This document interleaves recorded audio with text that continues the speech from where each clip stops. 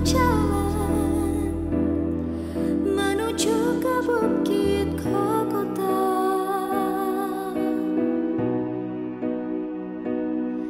Sendiri kau berjuang memikul beban dosa dunia.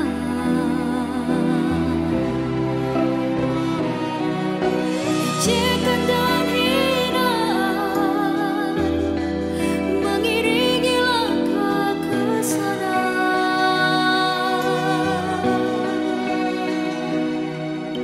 Pukulan gajah bukan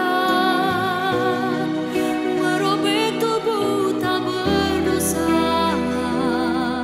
namun engkau terus berjalan,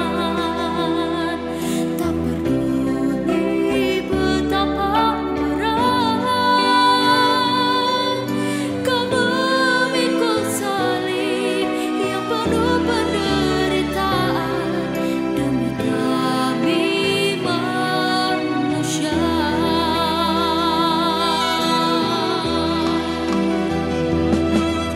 Kau sungguh baik, oh Tuhan, sungguh baik tak terkatakan.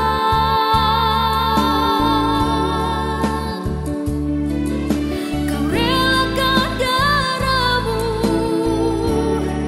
tertumpah demi keselamatan.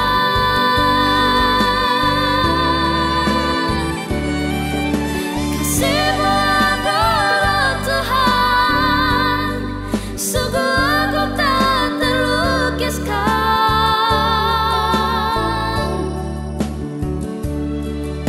Kau relakan tubuhmu terpecah demi dosa dunia. Kau lakukan semua meskipun penuh derita. Terima kasih ya Tuhan.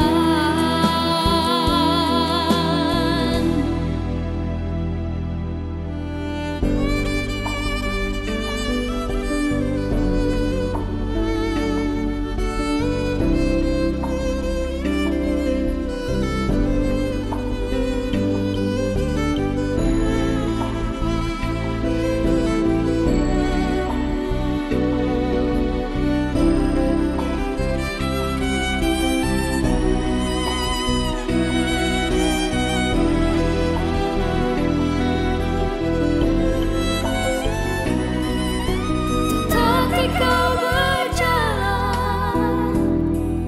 menuju ke bukit Golgota.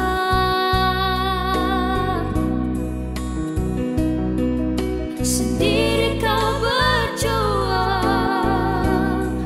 memikul beban dosa dunia.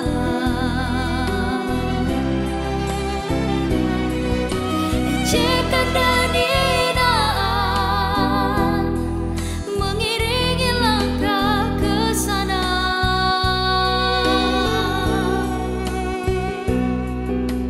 Pukulan dan cambukan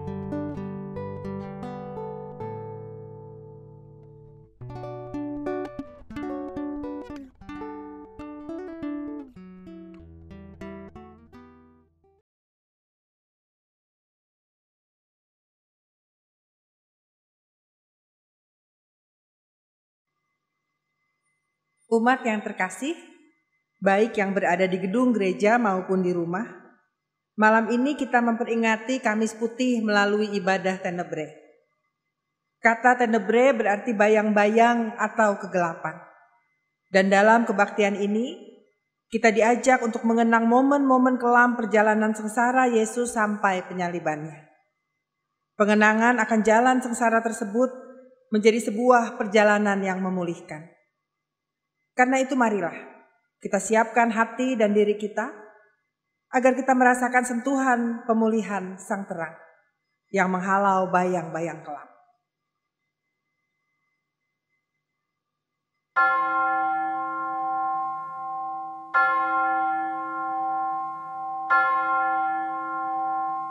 Kita berdiri.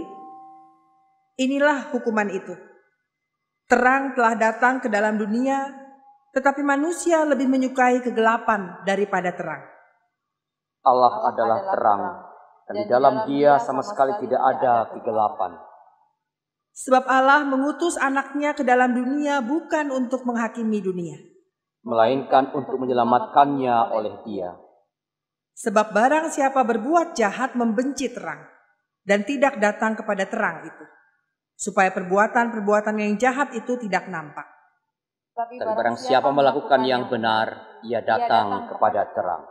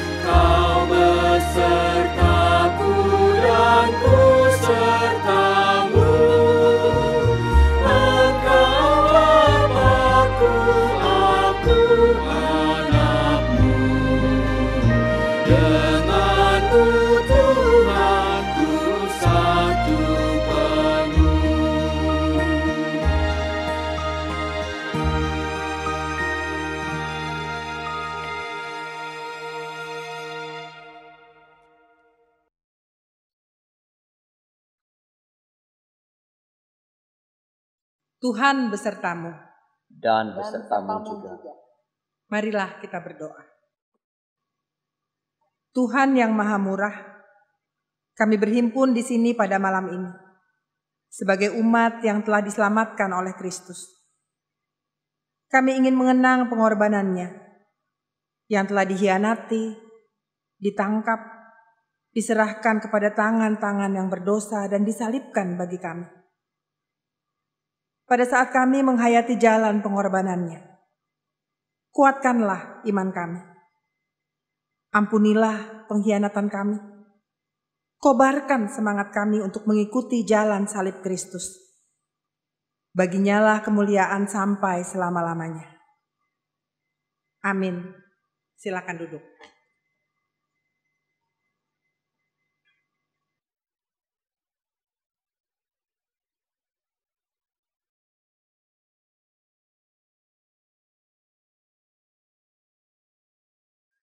Sementara itu, sebelum hari Paskah mulai, Yesus telah tahu bahwa saatnya sudah tiba untuk beralih dari dunia ini kepada Bapa. Sama seperti Ia senantiasa mengasihi murid-muridnya, demikianlah sekarang Ia mengasihi mereka sampai kepada kesudahannya. Mereka sedang makan bersama dan iblis telah membisikkan rencana dalam hati Yudas Iskariot, anak Simon, untuk mengkhianati Dia. Lalu bangunlah Yesus dan menanggalkan jubahnya. ia mengambil sehelai kain lenan dan mengikatkannya pada pinggangnya. Kemudian ia menuangkan air ke dalam sebuah basi dan mulai membasuh kaki murid-muridnya, lalu menyekanya dengan kain yang terikat pada pinggangnya itu. Maka sampailah ia kepada Simon Petrus. Kata Petrus kepadanya, Tuhan, Engkau hendak membasuh kakiku? Apa yang kuperbuat, engkau tidak tahu sekarang, tetapi engkau akan mengerti kelak. Engkau tidak akan membasuh kakiku sampai selama-lamanya. Jikalau aku tidak membasuh engkau, engkau tidak dapat bagian dalam aku. Tuhan, jangan hanya kakiku saja, tapi juga tangan dan kepalaku.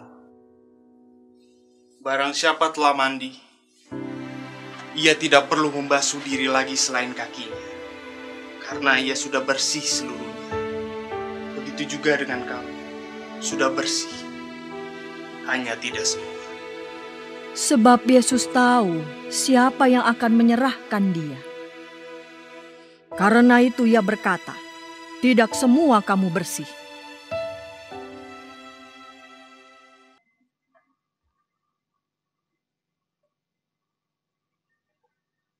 Tidak semua kita bersih.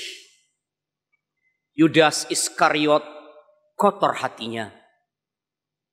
Tetapi bukan hanya dia, Petrus juga, murid-murid lain juga. Begitu juga dengan saudara dan saya. Kotor.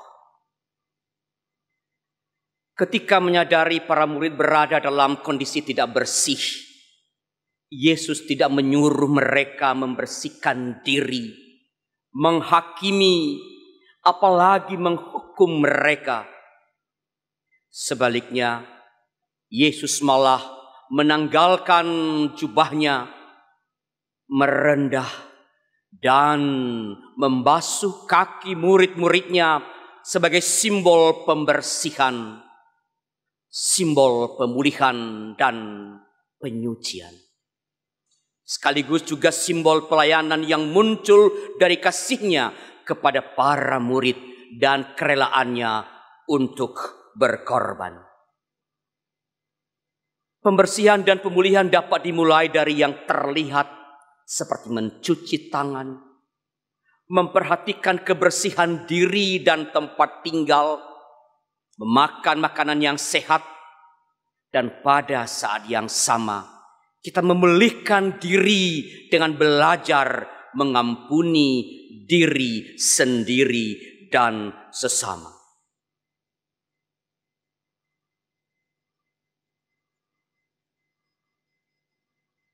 Apakah saudara menyadari ketidakbersihan diri saudara? Atau sebaliknya, saudara merasa diri sudah bersih? Apakah saudara menyadari bahwa kita bisa menjadi bersih bukan karena kemampuan diri sendiri untuk hidup kudus, bukan karena kerohanian kita, melainkan semata-mata karena penyucian dan pemulihan dari Kristus? Bagaimana sikap saudara terhadap orang lain yang saudara anggap belum bersih? Apakah saudara menghakimi atau belajar memahami dan menolong mereka untuk mengalami pemulihan?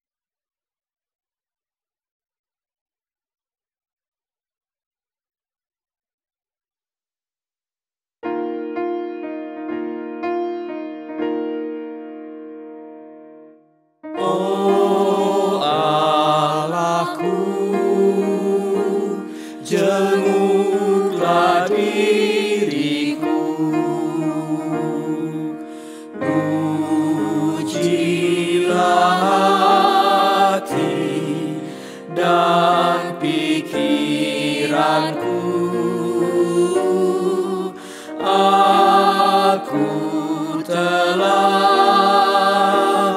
berdosa dan cemar, sucikan dan jadikanku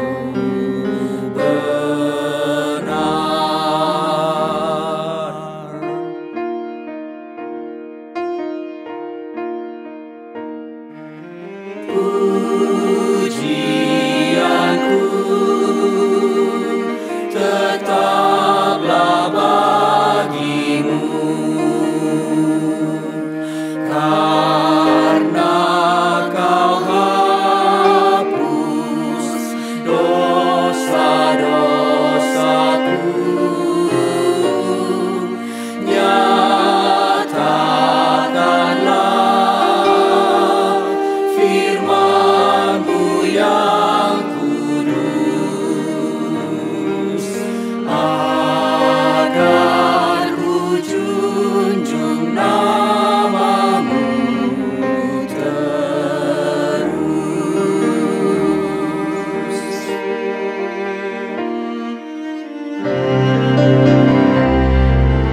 Ya Tuhanku, hidupku terimalah, kasih yang murni, oh curahkanlah, taklukkanlah dendam dan nafsuku.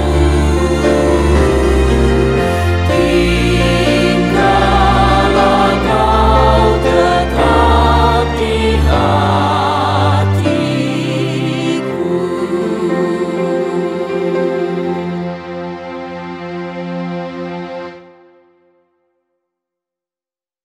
Saudara, padamkanlah satu lilin yang ada di rumah masing-masing.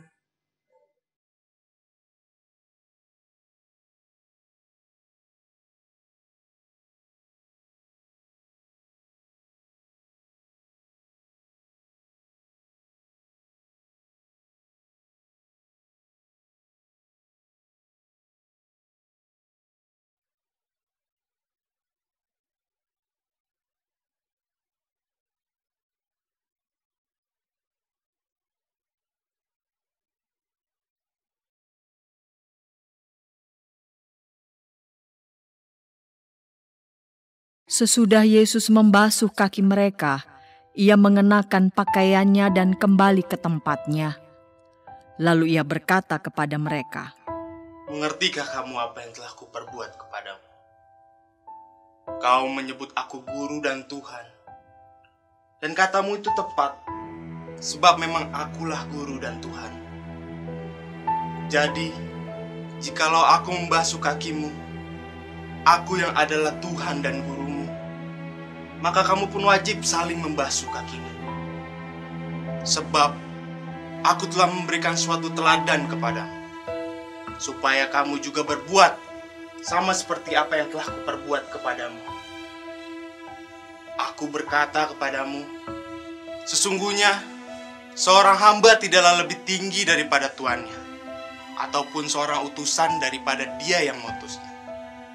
Jikalau kamu tahu ini semua, maka berbahagialah kamu jika kamu melakukan.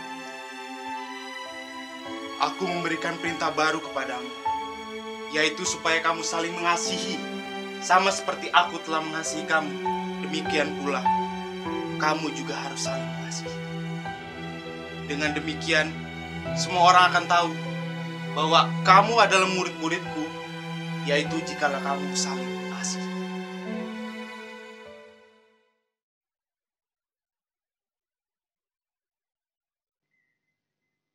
Perintah untuk saling mengasihi bukanlah perintah baru. Perintah itu sudah ada dalam hukum Taurat. Apanya yang baru? Kualitasnya.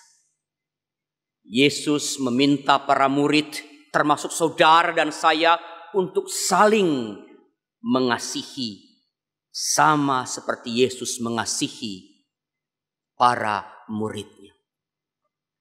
Kasih yang Yesus tunjukkan adalah kasih yang nyata dalam tindakan, bukan sekedar ucapan "aku mengasihimu". Bukan juga hanya soal perasaan.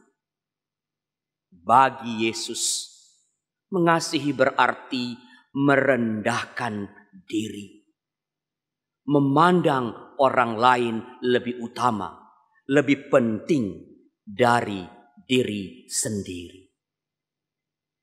Mengasihi berarti menanggalkan kepentingan diri demi melayani sesama. Kasih yang seperti inilah yang dapat memulihkan kasih kepada mereka yang lemah, yang dianggap tak pantas untuk menerima kasih itu.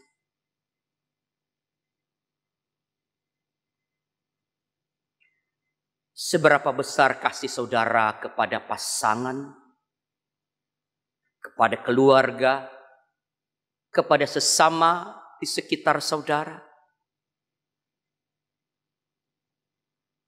Apakah saudara rela berkorban demi kebaikan dan keselamatan sesama di sekitar saudara?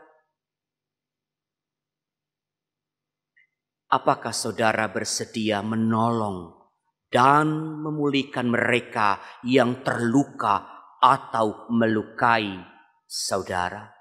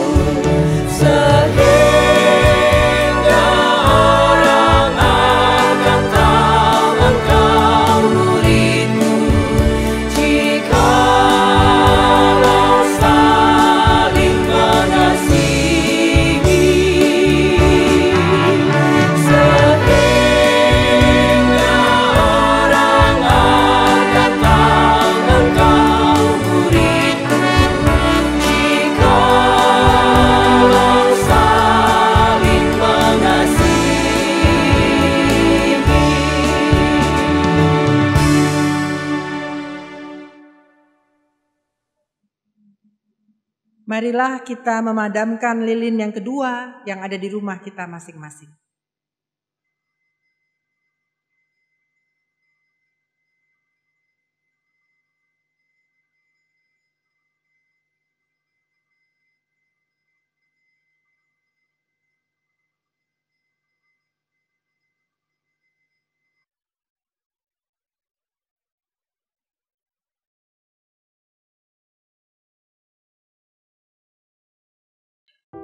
Yesus sangat terharu, lalu bersaksi, Aku berkata kepadamu, sesungguhnya seorang di antara kamu akan menyerahkan aku.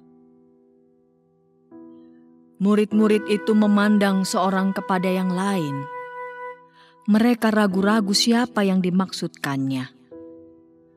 Seorang di antara murid Yesus, yaitu murid yang dikasihinya, bersandar dekat kepadanya di sebelah kanannya. Kepada murid itu, Simon Petrus memberi isyarat dan berkata, Tanyalah, siapa yang dimaksudkannya? Tuhan, siapakah itu? Dialah itu yang kepadanya aku akan memberikan roti setelah aku mencelupkan. Sesudah berkata demikian, Yesus mengambil roti, mencelupkannya dan memberikannya kepada Yudas, anak Simon Iskariot. Dan sesudah Yudas menerima roti itu, ia kerasukan iblis.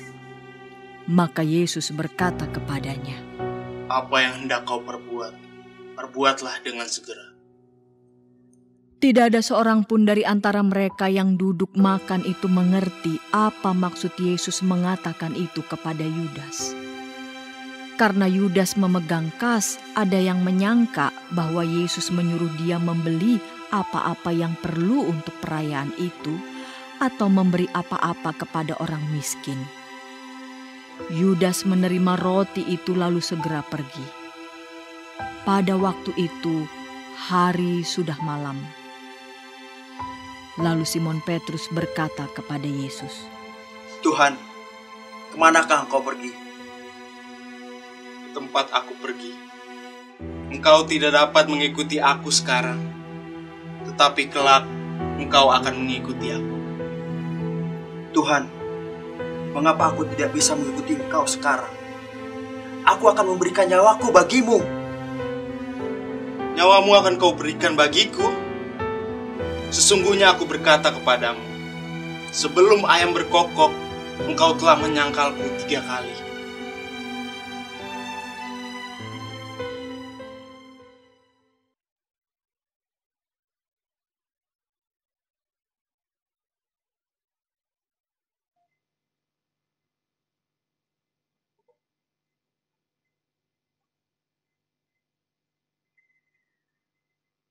Pada waktu itu, hari sudah malam.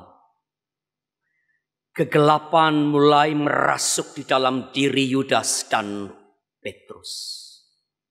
Yesus mengetahui hal itu, dan ia telah berusaha mengingatkan mereka berdua dengan cara yang lembut. Yesus berbisik di hati Yudas. Namun hatinya telah menjadi beku karena ambisi untuk menjalankan rencana gelapnya. Yesus mengingatkan Petrus, namun rasa percaya dirinya membuat dia menyepelekan apa yang Yesus katakan. Kegelapan kadang juga bisa datang merasuk dalam diri kita. Ketika kita berniat melakukan apa yang kita tahu salah atau merugikan orang lain. Pada waktu itu, Yesus yang sama juga berbicara di hati kita. Menegur, menyadarkan kita.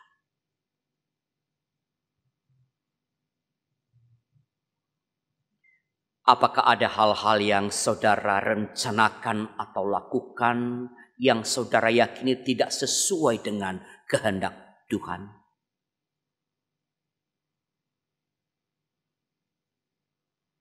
Apakah saudara menyadari teguran dan bisikan Kristus di dalam sanubari saudara?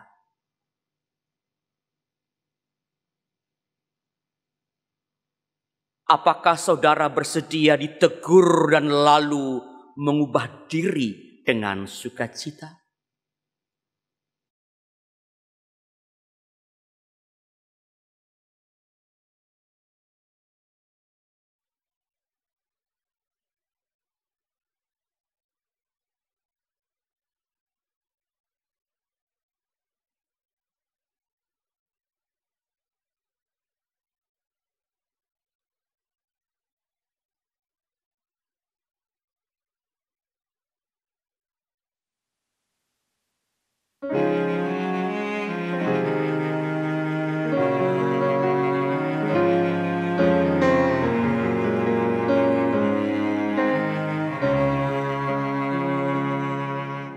Di heningnya malam ini, tulus dan rendah hati,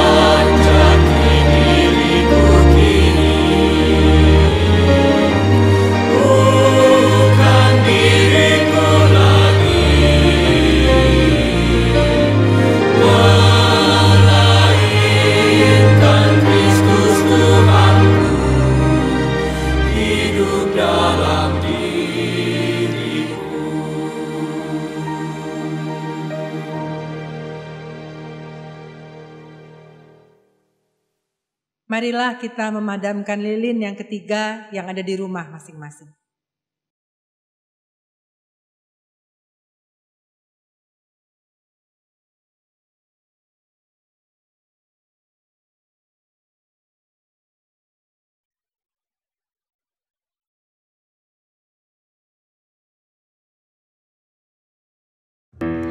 Setelah Yesus mengatakan semuanya itu, keluarlah ia dari situ bersama-sama dengan murid-muridnya dan mereka pergi ke seberang sungai Kidron. Di situ ada suatu taman dan ia masuk ke taman itu bersama-sama dengan murid-muridnya. Maka datanglah Yudas juga ke situ dengan sepasukan prajurit dan penjaga-penjaga bait Allah yang disuruh oleh imam-imam kepala dan orang-orang Farisi, lengkap dengan lentera, suluh dan senjata. Maka Yesus yang tahu semua yang akan menimpa dirinya, maju ke depan dan berkata kepada mereka, "Siapakah yang kau cari?" Yesus dari Nazaret. Akulah dia.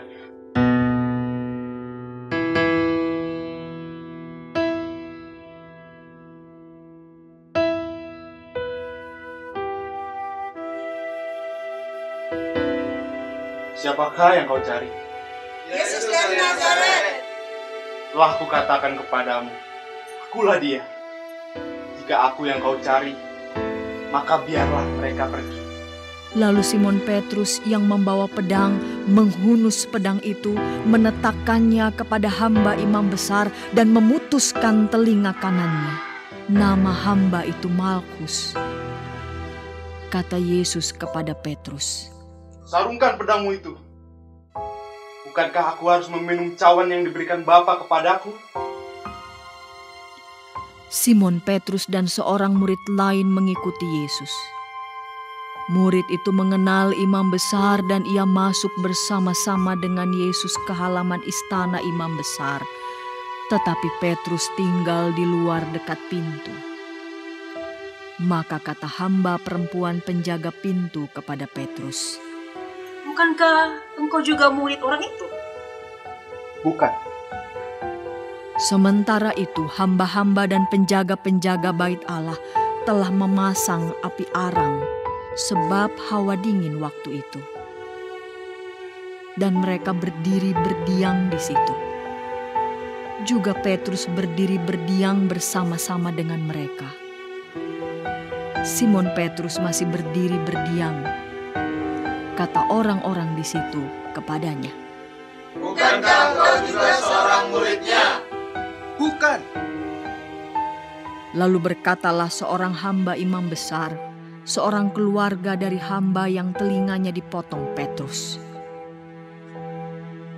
Bukankah engkau kulihat di taman itu bersama-sama dengan dia? Maka Petrus menyangkalnya pula. Dan ketika itu berkokoklah ayam.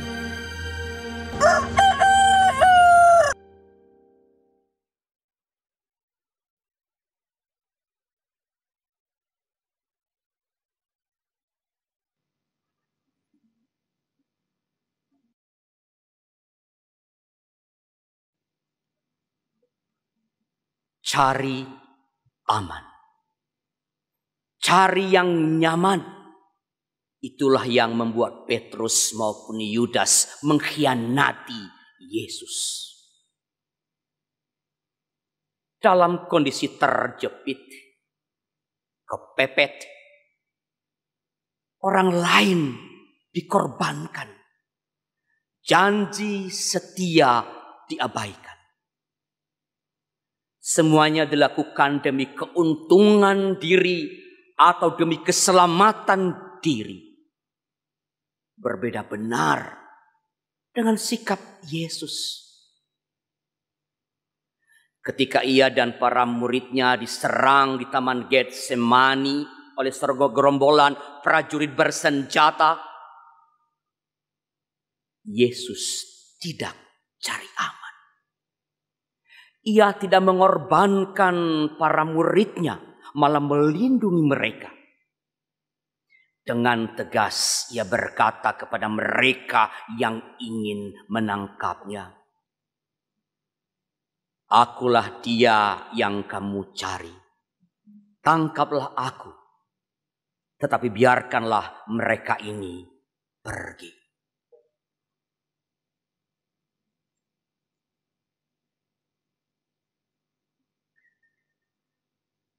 Pernahkah saudara mengorbankan kerabat dan sahabat demi keuntungan diri sendiri?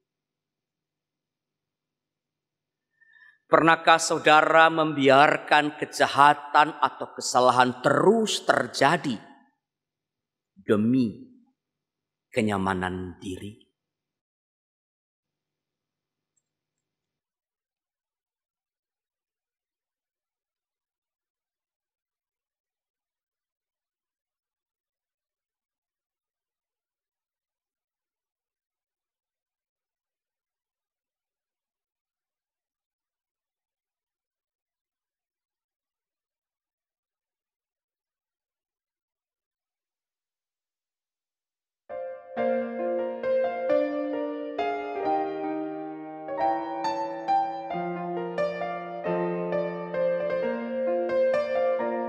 Ku berikan bagimu tubuhku, darahku, engkau pun ku tebus selamat jiwamu.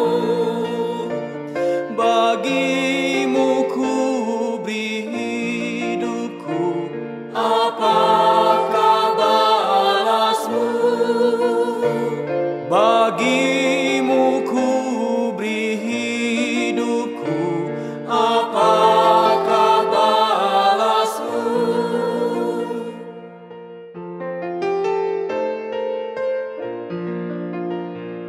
Ku sudah disesat,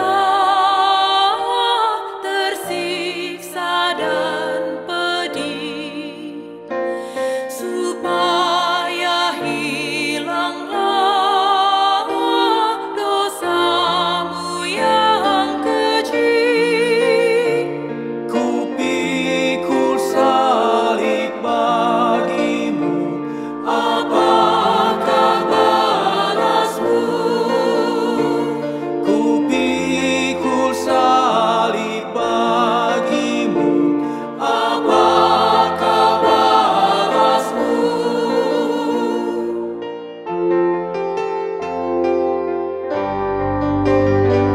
Dan dari rumahku ku bawa bagimu keselamatan penuh, ampunan kasih-Ku. Bagimu ku beri kurnia, apakah balasmu? Bagimu ku beri kurnia, apakah balasmu?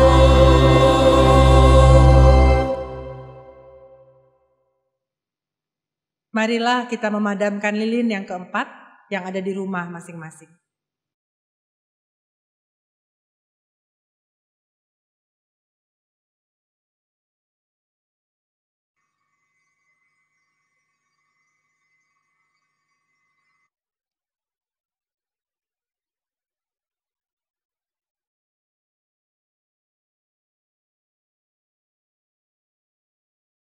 Maka mereka membawa Yesus dari Kayafas ke gedung pengadilan.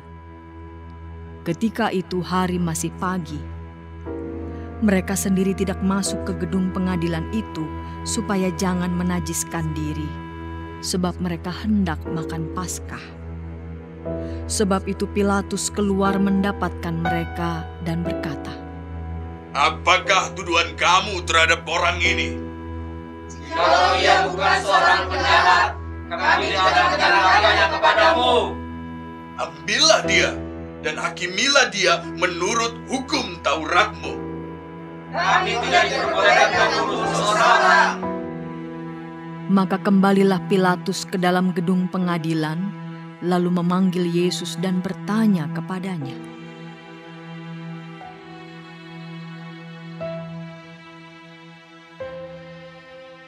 Engkau inikah raja orang Yahudi? Apakah engkau katakan hal itu dari hatimu sendiri? Atau adakah orang lain yang mengatakannya tentang aku? Apakah aku seorang Yahudi? Bangsamu sendiri dan imam-imam kepala yang telah menyerahkan engkau kepadaku. Apa yang telah engkau perbuat? Kerajaanku bukan dari dunia ini. Jika kerajaanku dari dunia ini, pasti hamba-hambaku telah melawan, supaya aku jangan diserahkan kepada orang Yahudi. Akan tetapi, kerajaanku bukan dari sini. Jadi, engkau adalah raja. Engkau mengatakan bahwa aku adalah raja. Untuk itulah aku lahir, dan untuk itulah aku datang ke dunia ini, supaya aku memberi kesaksian tentang kebenaran. Setiap orang yang berasal dari kebenaran mendengarkan suaraku. Apakah kebenaran itu? Sesudah mengatakan demikian, keluarlah Pilatus lagi mendapatkan orang-orang Yahudi dan berkata kepada mereka, Aku tidak mendapati kesalahan apapun padanya. Tetapi pada kamu ada kebiasaan bahwa pada Paskah aku membebaskan seorang bagimu. Maukah kamu supaya aku membebaskan raja orang Yahudi bagimu? Jangan dia, melainkan Barabas. Barabas adalah seorang penyamun. Lalu Pilatus mengambil Yesus dan menyuruh orang menyesah dia. Prajurit-prajurit menganyam sebuah mahkota duri dan menaruhnya di atas kepalanya. Mereka memakaikan dia jubah ungu dan sambil maju ke depan mereka berkata, Salam hai raja orang Yahudi. Lalu mereka menampar mukanya. Pilatus keluar lagi dan berkata kepada mereka, Lihatlah, aku membawa dia keluar kepada kamu, supaya kamu tahu bahwa aku tidak mendapat kesalahan apapun padanya. Lalu Yesus keluar, bermahkota duri dan berjubah ungu. Maka kata Pilatus kepada mereka, Lihatlah manusia itu.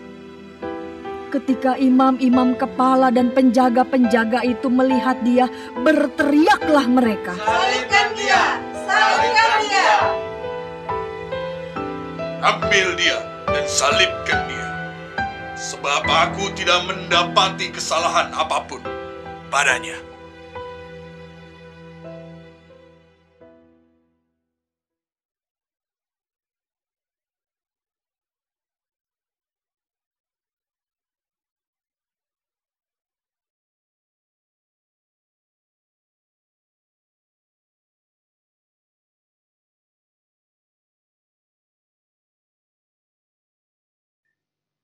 Apakah kebenaran itu? Tanya Pilatus. Dia bertanya bukan karena tidak tahu apa yang benar atau mana yang benar. Dia tahu siapa yang benar ketika ia tidak menemukan kesalahan apapun dalam diri Yesus. Ia juga tahu apa yang benar, yaitu melepaskan orang yang benar dari hukuman. Yang sulit bagi Pilatus adalah menjalankan kebenaran, menegakkan kebenaran dengan segala konsekuensinya. Ketika sadar bahwa tindakan membebaskan Yesus akan membuat dirinya dibenci rakyat dan tidak lagi populer, Pilatus akhirnya memilih untuk tidak berpihak kepada kebenaran. Orang yang teguh melakukan apa yang benar, membela orang yang benar, memang kadang-kadang harus menempuh jalan yang sepi, melawan arus. Jalannya tidak mudah, tetapi itulah jalan yang Tuhan inginkan kita lalui.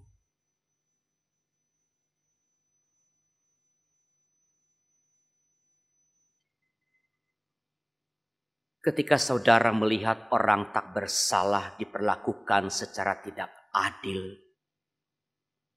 apakah yang saudara lakukan? Beranikah saudara membela pihak yang benar walaupun harus melawan arus? Sudikah saudara menempuh jalan yang sepi, jalan yang tidak mudah, tetap melakukan apa yang benar sekalipun tidak banyak yang mendukung saudara?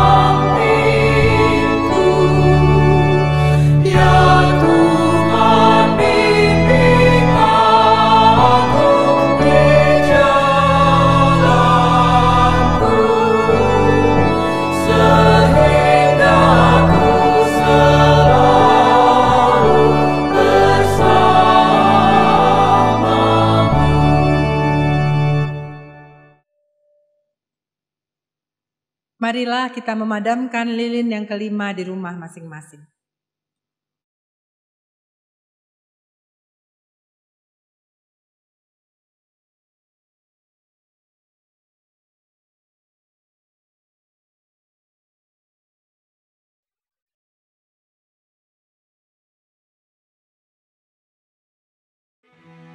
Akhirnya Pilatus menyerahkan Yesus kepada mereka untuk disalibkan.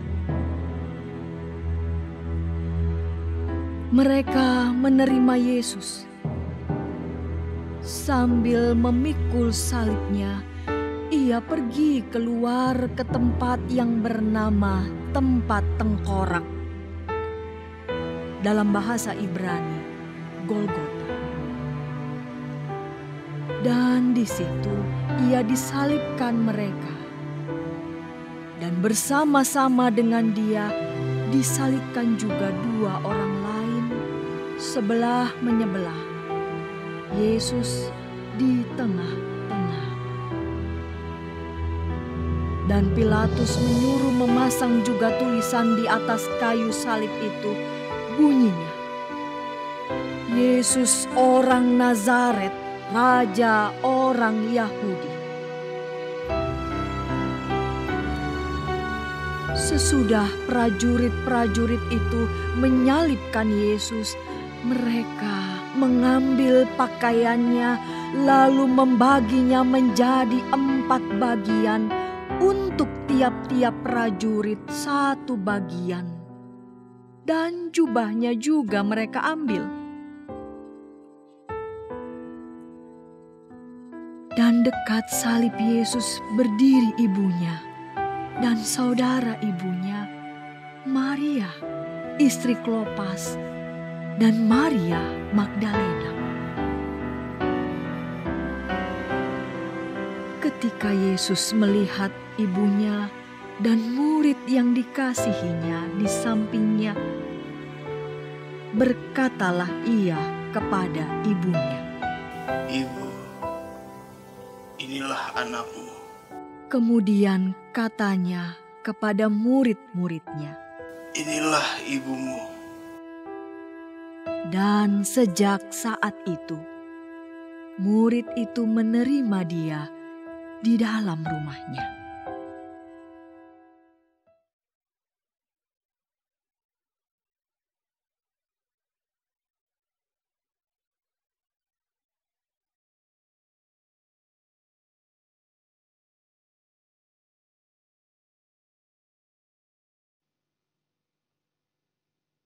Dalam proses penyaliban, Tuhan Yesus sama sekali tidak diperlakukan secara manusiawi. Yang ada pada hari itu semata-mata tontonan kekerasan.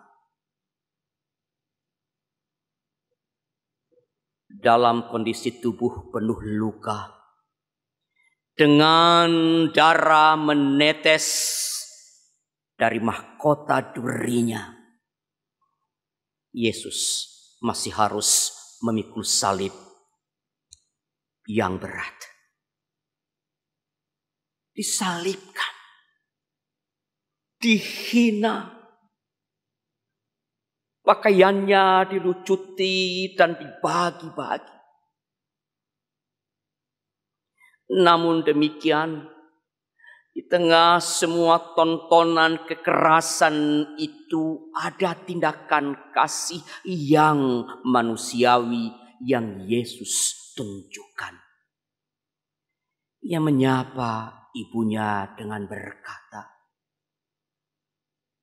"Ibu, inilah anakmu." Ia menitipkan ibunya kepada murid-muridnya dengan berkata, "Inilah ibumu." Ketika seseorang menjadi korban tindak kekerasan, adalah wajar jika ia membalas juga dengan kekerasan, dengan menyalahkan orang, mencaci maki atau mengutuki. Kekerasan bisa mengubah hati lembut menjadi keras dan pahit. Namun tidak demikian dengan hati Yesus. Sampai akhir hidupnya, kasihnya tidak luntur. di tengah penderitaan yang ia alami, perhatiannya masih terus tertuju pada ibu dan para muridnya.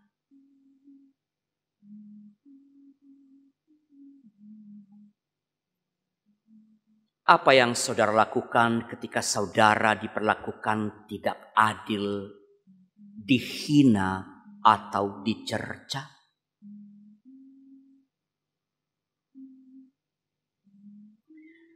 Bagaimana respons saudara terhadap kekerasan dan ketidakadilan yang terjadi di sekitar saudara?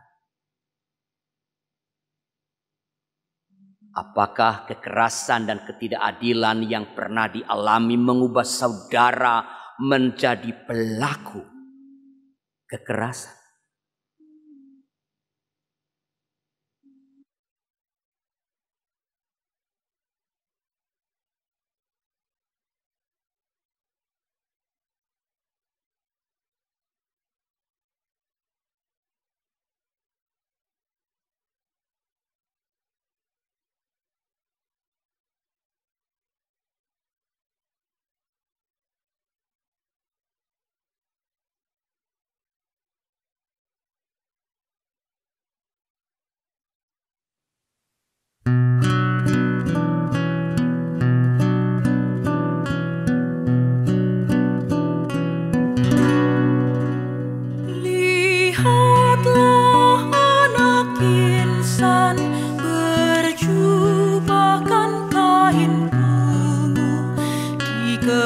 Kepalanya dikenakan mahkota berduri, menetes peluh dan darah mengucur membasah bumi, serasa lutut tak mampu menopang tubuh lagi.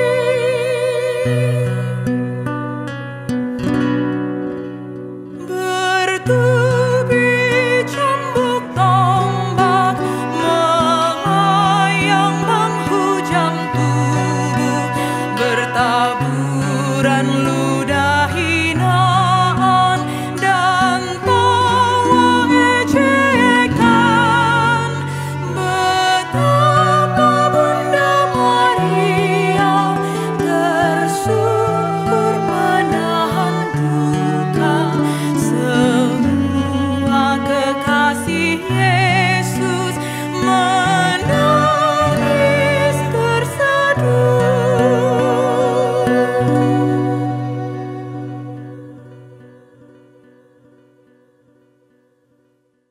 Marilah kita memadamkan lilin yang keenam di rumah kita masing-masing.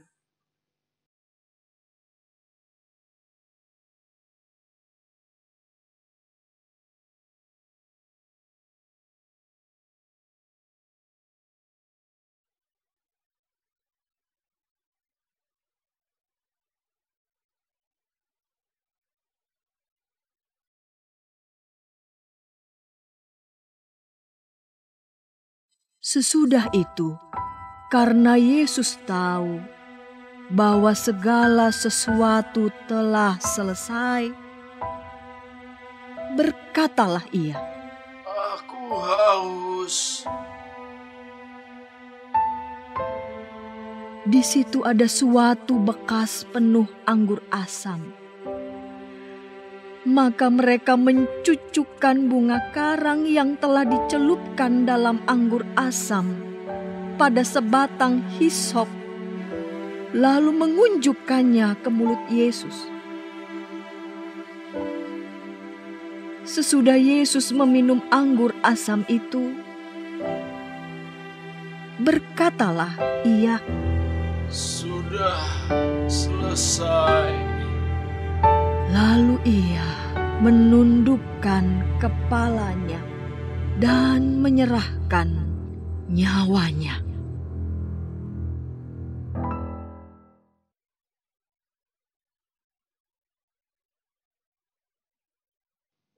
Marilah kita memadamkan lilin yang ketujuh yang ada di rumah kita masing-masing.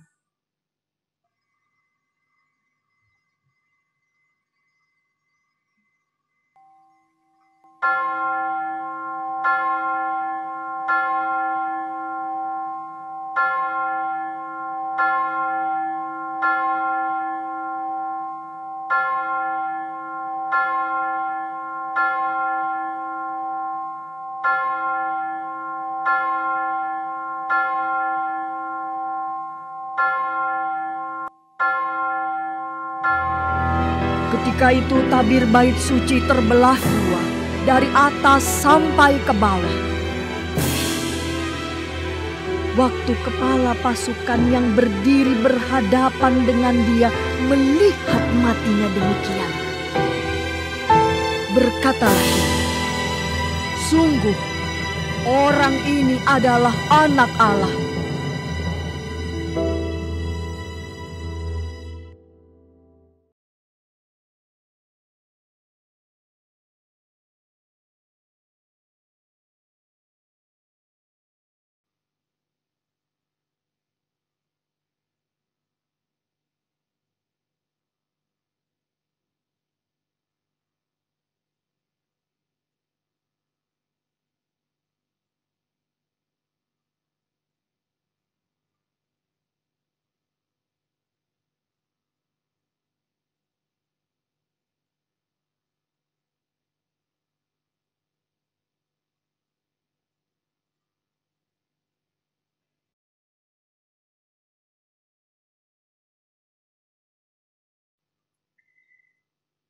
Mari kita nyalakan kembali lilin berwarna putih, lilin Kristus. Sebab terang itu bercahaya di dalam kegelapan dan kegelapan itu tidak menguasainya.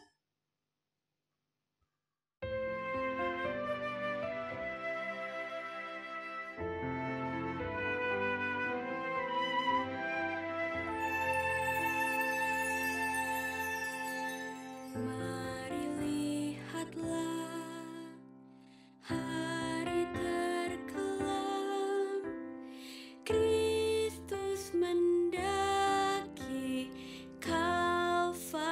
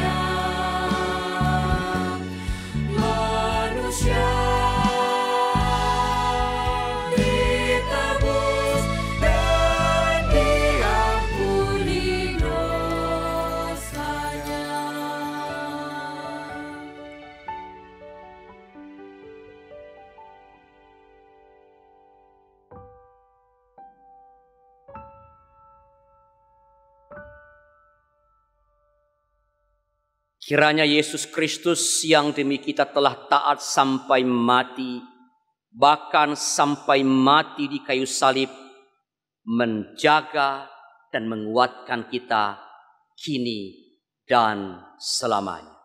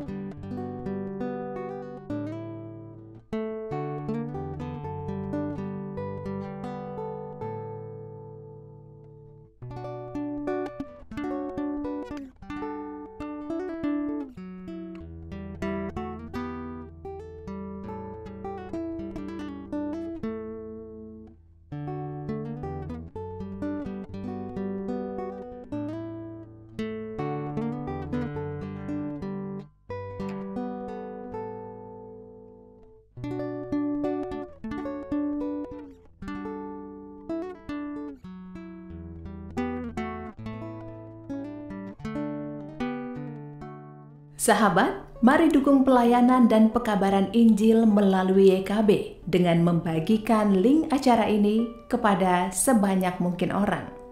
Dukungan juga dapat saudara lakukan dengan mentransfer dukungan finansial ke rekening BCA ke nomor 450 305 2990 450 305 2990 atas nama Yayasan Komunikasi Bersama.